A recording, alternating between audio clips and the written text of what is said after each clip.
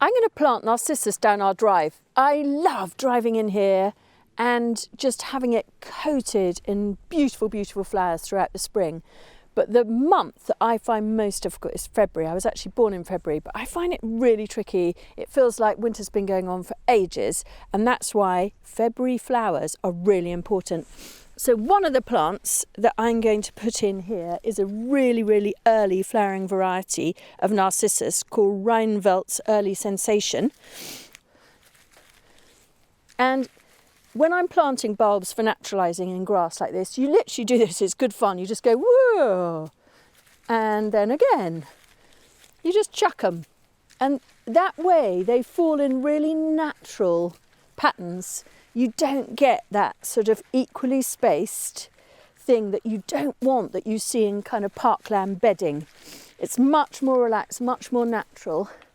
And so I've got a nice clump of these here. And then in with that, I'm going to put a really delicious, lovely little Narcissus for a bit later that will be a good succession, which is called Elka, which is basically like an ivory coloured tete-a-tete.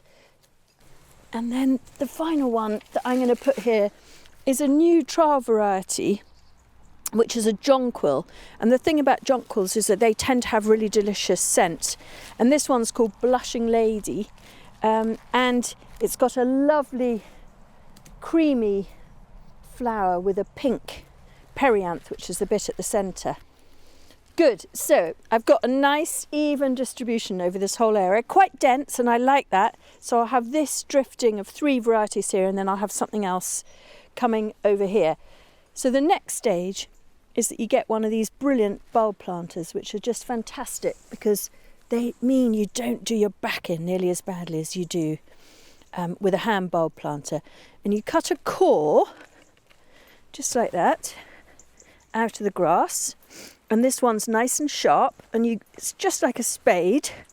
And then you cut, the core comes out like that, the core of soil.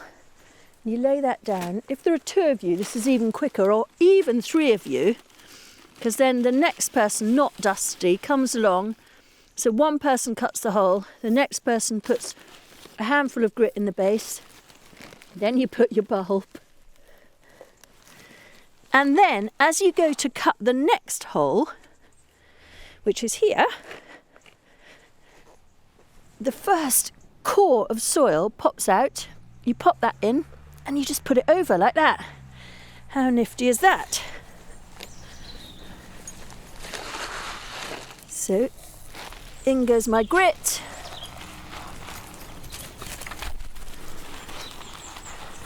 You won't need that grit if you garden on chalk or sandy soils, but I've got very heavy clay soil here. So here's the next one, exactly where it fell. In it goes. Over goes the core. Push it down gently. And then the next one.